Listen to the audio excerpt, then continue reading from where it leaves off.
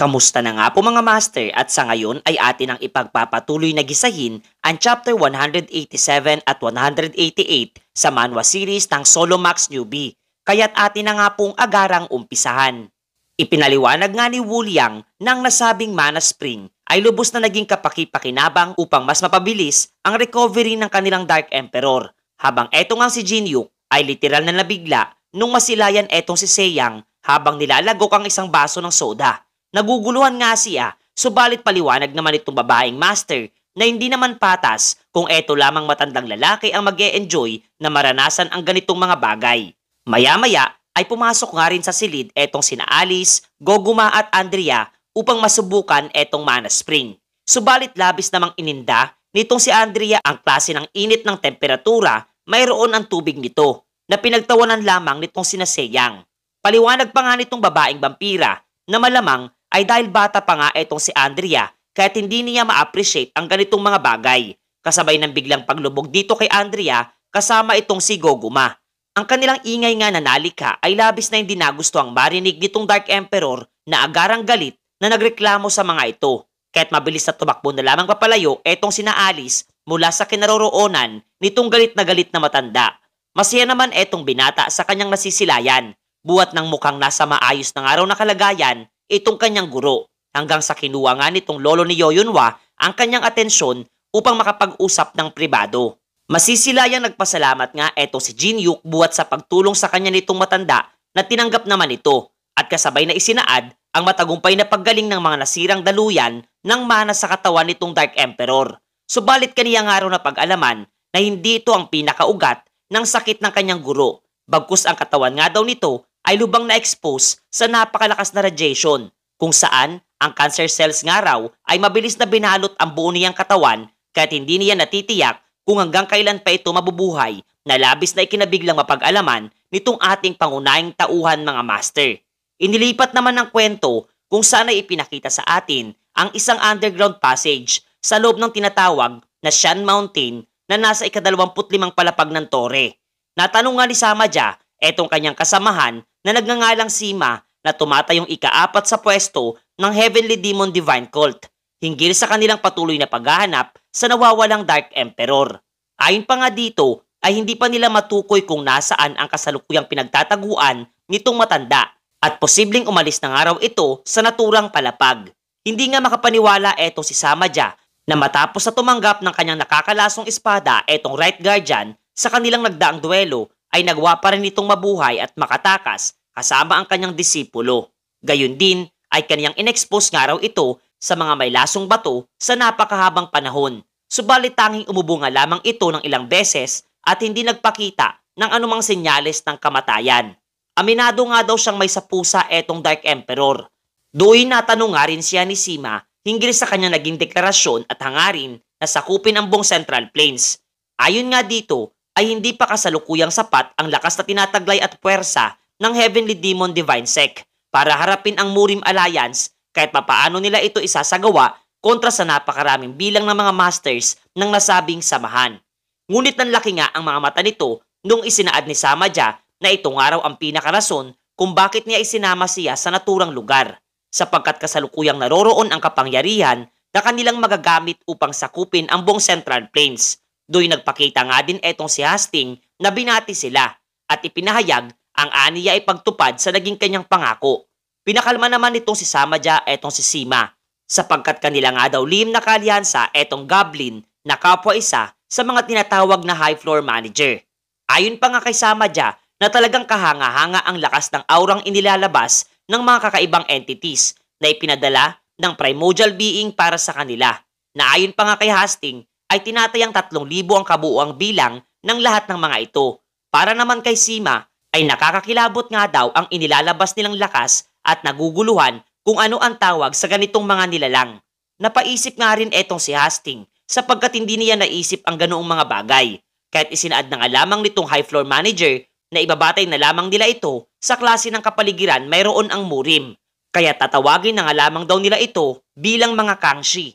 Kasunod nito ay tinapik naman ni Samaja ang balikat ni Sima at diniklarang siya ang magiging kanyang Right Guardian na siyang mamumuno sa kanilang bagong puwersa at sasalakay patungo sa Central Plains. Agara naman itong sinunod ng kanyang bagong kanang kamay at do'y sinimulang pangunahan ang mga Kangxi upang durugin ang puwersa ng lahat ng mga hambog na angkan na nasa gitnang palapag ng tore at makikilala ang bagong lakas na tinataglay ng bagong Heavenly Demon Divine Sect. Agara naman itong sinuportahan ng iba pang mga miyembro ng naturang kulto, maliban na lamang kay Chai Hong-ah na labis na nababahala sa pagkilos na isinasagawa ng kanilang sekta. Matapos noon ay kaniyang agarang ipinagbigay alam kay Wu Liang ang tungkol sa 3,000 Kangxi na nagtataglay ng kakaibang enerhiya. Gayon din ang planong gamitin ito ni Sima Jia upang sakupin ang buong Central Plains at posibleng gamit ang naturang mga nilalang ay maisasakatuparan nitong dating Left Guardian ang pagsakop sa ika-21 hanggang ika-25 palapag ng tore. Naguguluhan naman etong si Wu Liang kung bakit ang nasabing impormasyon ay ipinagbibigay alam nitong si Chai Hong-ah sa isang kagaya niya.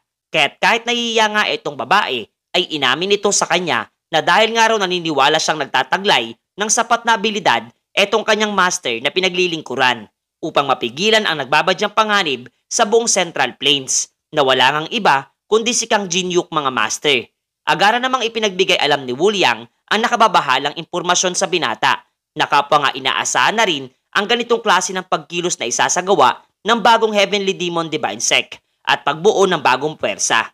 Nangangamba nga raw siya sa kaligtasan at kalusugan ng kanyang guro, subalit kinakailangan niya ding kumilos upang mapigilan ang nagbabadyang panganib sa mga gitnang palapag ng tore. Napagpasyan nga niyang ipagkatiwalang muli ang pangangalaga sa kanyang guro dito kay Wu Liang at naghabilin ng payag para sa kanyang guro na sa mga susunod na panahon ay kinakailangan ng kanyang disipulo ang kanyang lakas kaya't dapat nga raw itong agarang magpagaling na masaya namang tinanggap at sinunod nitong kanyang alagad. Inilipat namang muli ang kwento sa ika-25 palapag ng tore kung saan ay pinangunahan nitong leader ng Murim Alliance na nagngangalang Ma Taibong ang isinasagawang papupulong. Ipinaliwanag nga ng isa sa kanilang mga kasamahan ang nagaganap na pagsalakay ng Heavenly Demon Sect gamit ang kanilang Kangxi Army na patuloy na umuusad patungo sa Central Plains at ang lahat ng mga sekta na kanilang nadaanan ay agarang nahulog sa kanilang mga kamay habang ang ilan ay mas minabuting tumakas na lamang. Hindi nga makapaniwala etong si Taibong sa mga impormasyong kanyang napag-alaman at sa bagong lakas mayroon ang Heavenly Demon Divine Sect. Kaya't upang matugunan ang kanilang problema ay kinakailangan nga daw nilang lahat na magkaisa upang labanan ang mga kakaibang nilalang. Agara namang nagbunsod ng kaguluhan ang nasabing payag at walang sino man ang nais na manguna sa pagkilos nilang isasagawa. Tahimik namang nadidismaya sa isang tabi etong si Baeksa sapagkat wala nga raw sino man sa mga hambog ng mga master na naroroon ang nais na magsakripisyo ng kanilang puwersa sa pakikipaglaban. Kinakailangan nga daw nila ng isang individual na handang manguna at kontrolin ang sitwasyon upang dalhin silang lahat sa tamang direksyon. Hanggang sa bigla na lamang umilaw at nagliwanag ang kanyang kaliwang braso kasabay na pagkaka-activate ng skill na tracking scroll kung saan ay biglang lumitaw sa kanilang lokasyon etong si Seyang kasakasama ang bagyang naiiritang si Jinhyuk mga master. Hindi nga makapaniwala etong sina Baeksa sa kanilang nasisilayan buwat sa biglaang pagdating nitong dalawang individual. Etong ang si Gun-ak ay agarang ipinabatid sa lahat na etong si Jinhyuk ay ang disipulo ng kanang kamay ng Heavenly Demon Divine Sect. Gayon din ay siya nga raw ang makailang beses na sumira sa mga planong isinagawa ng Murim sa nakaraan na ikinabiglang mapag-alaman ng lahat ng mga naroroon. Napabuntong hininga na nga lamang etong si Seyang at ninais na kumalma muna ang lahat kasabay ng pagsasaad na etong ating pangunahing tauhan ay hindi sumusunod sa doktrina ng demonic sect at tinitiyak na hindi siya kalaban.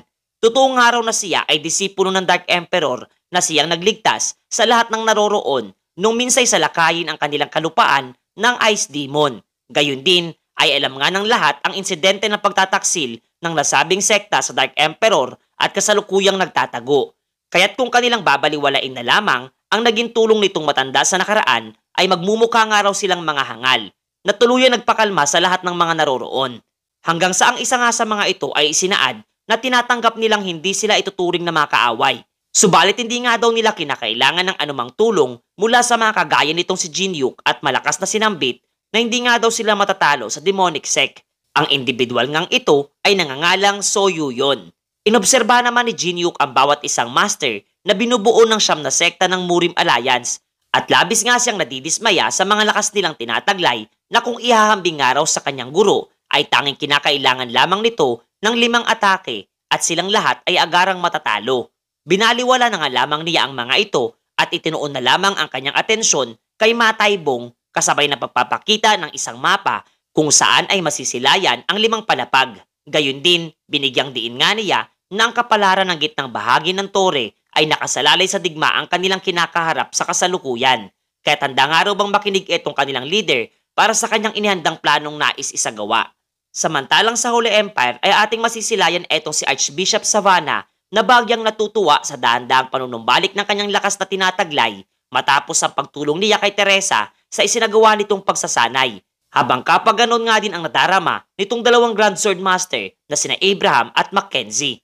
Do'y natanong nga nitong si Abraham etong Archbishop kung bakit sila ay ninais itong protektahan matapos ang pag-aalsang kanilang ginawa laban sa imperyo. Kung tutuusin nga raw ay kapwa nararapat sa kanila ang kaparusang sinapit nitong si Weinstein. Lubos nga daw siyang nagpapasalamat sa pagtrato nilang natatanggap, subalit kasabay noon ay ang mas lalong pagbigat ng kanyang dibdib mula sa pagsisisi sa kanilang kamaliang naisagawa. Sinang-ayunan na nga lamang siya nitong si Savannah at isinaad na normal lamang ang ganitong pakiramdam. Ang mahalaga nga daw ay ang matutunan nitong magbago at darating din ang pagkakataon upang sila ay muling makabawi sa kanilang nagawang kasalanan, kasabay ng pagpapatuloy ng kanilang pagsasanay na isinasagawa. Pagkatapos ay ibinalik ang eksena sa 25 palapag ng tore at makikita etong si Alice na natatakam sa mga pagkaing naroroon. Natanong nga si Chun Yusong kung kinakailangan pa nitong kumain sa ganitong mga sandali na hindi naman niya nagustuhan. Subalit dahil nga daw siya ang dakilang stalker ng ating pangunahing tauhan, kaya't palalagpasin na lamang niya ito na kapwa hindi rin nagustuhang marinig ni Chun Yusong mga master. Hanggang sa napangiti nga etong si Alice buhat ng masilayang naroroon na etong binata na agad nga silang binati. Natanong nga siya ni Chun Yusong ukol sa naging takbo ng kaniyang pakikipag-uusap sa mga master ng Murim Alliance. Bagya nga siyang napangiti at nasambit na hindi nga raw maipinta ang pananabik ng mga ito matapos na marinig ang kanyang naging proposal na hindi naman makuwang paniwalaan ng kanyang dakilang stalker. Sapagkat ayon nga sa kwento ay lubos ang mga itong hindi sumasang-ayon na magbigay ang bawat sekta ng isa sa kanilang mga kayamanang pinangahawakan at isa itong malaking kahangalan lamang. Kaya't dahil doon ay inilabas na nitong si Seyang ang kanyang espada at ninais na umalis na muna ng silid etong binata upang kanyang kausapin ng masinsinan ang lahat ng mga individual na naroroon. Aminado nga etong binata na matapos ang isinagawang pag-aalsa ng Murim Alliance na siyang nagbunsod ng outbreak sa Europa ay kaniya itong labis na kinamumuhian at ninanais na wasakin na ang kanilang puwersa ng tuluyan sa mga oras na ito. Subalit ang kanilang tulong nga daw na maibibigay sa ngayon kasama sina Seyang at kanyang guro ay lubos na malaki ang magiging halaga. Kaya't kaniya na nga lamang di umano titiyakin na hindi na mauulit pa ang pagsalakay ng mga ito sa labas ng tore oras na matapos ang kasalukuyang gusot na kanilang kinakaharap. Kasabay na pagtatanong ni Chun Yusong kung saan sila patungo sa ngayon, na ayon pa nga sa binata ay kanilang pupuntahan ang pinakamahalagang lugar kung saan makukuha ang solusyon ng problema para sa negosasyong kanilang isinasagawa. Pagkatapos ay pinakita sa atin ang isang gusali na punong-puno ng mga customer, buhat ng tanging dito lamang matatagpuan ang pinakamasarap di umanong dumpling sa gitnang palapag ng tore. At maging eto ngang si Jinyuk ay di maiwasang matakam sa lasa mayroon ito. Sa ngayon nga daw ay ginagawa nitong si Seyang ang lahat upang makontrol ang sitwasyon, kung kaya't dapat lang rin siyang makaisip na ng plano upang mas mapadali ang pagkumbinsi nila sa kanyang nais na mangyari. Do'y mas minabuti nga niyang talasan ang kanyang pandinig upang mapag-alaman ang mga pinag-uusapan ng lahat ng mga naroroon tungkol sa kanila gamit ang device na nilagay ni Tibon kay Baeksa. Hanggang sa kanyang napuna na naroroon nga din itong babae sa loob ng silid na agad nadama na napag-alaman na nga ang kanyang lihim na pagsunod sa mga ito. Nilapitan nga siya ng binata habang mas minabuting ang ilahad ni Baeksa na ginagawa lamang niya ito buhat sa kautusan ng soul-chasing Seyang na labis namang ikinadismaya nitong binata. Lumapit nga ito kay Chun Yusong at ninais na iabot sa kanya ang lalagyan ng mga chopstick hanggang sa natigilan nga itong babae buhat ng kanyang mapag-alaman na naroroon din etong si So Yum-yong na napapaloob sa sekta ng Wudang. Malamang nga daw nagalit ito matapos ang gusot na nilikha ng binata sa loob ng meeting room. Isa nga daw ito sa nagiging bantog na individual sa nasabing sekta at matagal nang nangangarap ng kwento na siya ang manguna sa pagligtas ng buong Central Plain at ang pangarap ng iyon ay tuluyan ng naglaho matapos ang biglang pagsulpot nitong si Jinyuk na labis din itong ikinabiglang mapag-alaman. Malakas na tumawa nga itong ating pangunahing tauhan at ipinarinig sa mga ito na lubang napakataas ng ihi mayroon ang mga walang kwentang miyembro ng Murim, lalo na itong mga nabibilang sa sekta ng Wudang na nangangarap ng matayog ngunit walang sapat na abilidad. Sinita naman siya ni Baiksa, subalit patuloy lamang itong binata sa panlalait ng mga ito habang kanyang napuna sa isang tabi na wala namang paki sa mga nangyayari itong sina Chun Yusong at Alice.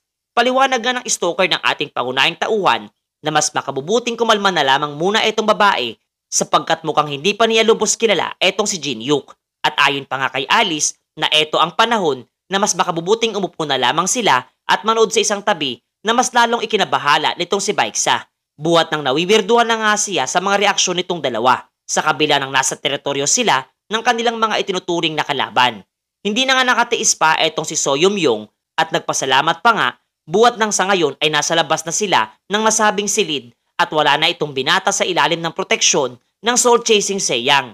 Gayun din, dahil sa pang-iinsulto niyang isinagawa laban sa sekta ng Wudang ay may sapat na siyang basihan upang paslangin etong binata, gayun din walang anumang kaparusang matatanggap. Ngunit sa kabila nga noon ay hindi naman kakikitaan ng anumang pangamba etong ating pangunahing tauhan mula sa mga katagang binitawan ni So Yum-yung mga master.